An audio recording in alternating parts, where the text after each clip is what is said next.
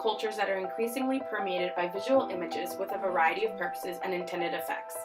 These images can produce in us a wide array of emotions and responses. We invest the visual artifacts and images we create and encounter on a daily basis with significant power. For instance, the power to conjure an absent person, the power to calm or incite action, the power to persuade or mystify, and the power to remember. A single image can serve a multitude of purposes, appear in a range of settings, and mean different things to different people. We use many tools to interpret images and create meanings with them, and we often use these tools of looking automatically without giving them much thought. Images are produced according to social and aesthetic conventions. Conventions are like road signs. We must learn their codes for them to make sense, and the codes we learn become second nature. Company logos operate according to this principle of instant recognition, counting on the fact that the denotative meaning, the two interlocked C's equal Chanel, will slide into the connotative meanings that the interlocking C's mean wealth, femininity, and luxury that will boost sale. We decode images by interpreting clues pointing to intended, unintended, and even merely suggestive meaning. These clues may be formal elements such as tone, contrast, and composition, or socio-historical context, for example, when and where the image was made and displayed, or the social context in which it is presented. We are trained to read for cultural codes, such as aspects that signify gendered, racial, or class-specific meaning.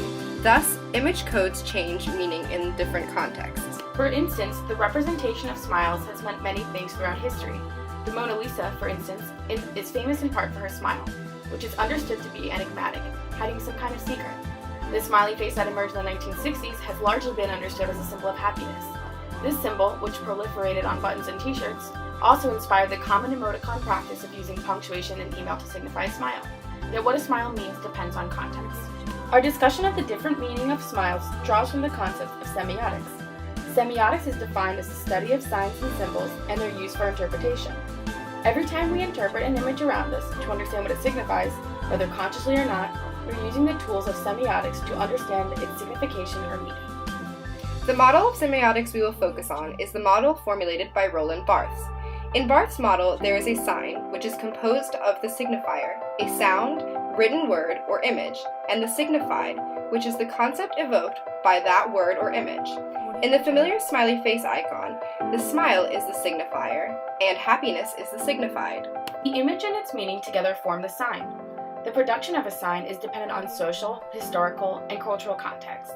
It is also dependent on the context in which the image is presented, in a museum, gallery, or in a magazine, for instance, and on the viewers who interpret it. We live in a world of signs, and it is the labor of our interpretation that makes the signifier-signified relationship fluid and active in the production of signs and meaning. Often the meaning of an image is predominantly derived from the object within the frame. For instance, since 1977, Victoria's Secret advertisements have been well known for the equation of this lingerie brand with femininity. Victoria's Secret, signifier, plus femininity, signified, equals Victoria's Secret as femininity, sign. In this ad, beautiful women are dancing, twirling, and posing in bras, underwear, and other pieces of lingerie inside of what looks like an elegant mansion or castle. This advertisement connotes elegant confidence and life in the heels of America's wealthy and beautiful women, where women are real women.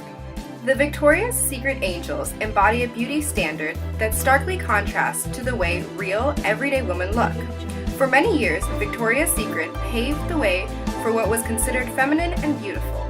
But the past few years, the woman-wear company has come under fire for their extreme and unrealistic body standards.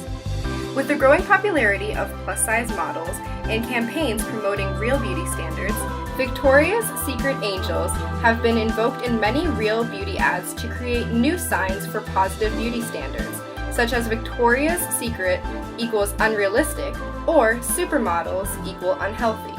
Our understanding of Victoria's Secret angels ads and their criticisms are dependent on our knowledge that body standards are deviating further away from what Victoria's Secret currently encourages.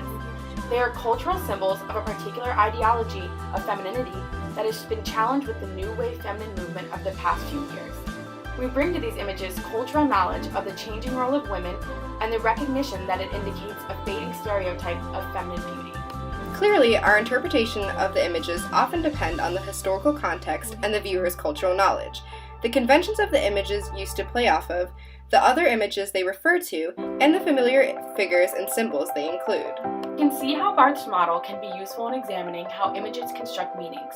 Moreover, the very fact that the sign is divided into a signifier and a signified allows us to see that a variety of images can convey many different meanings.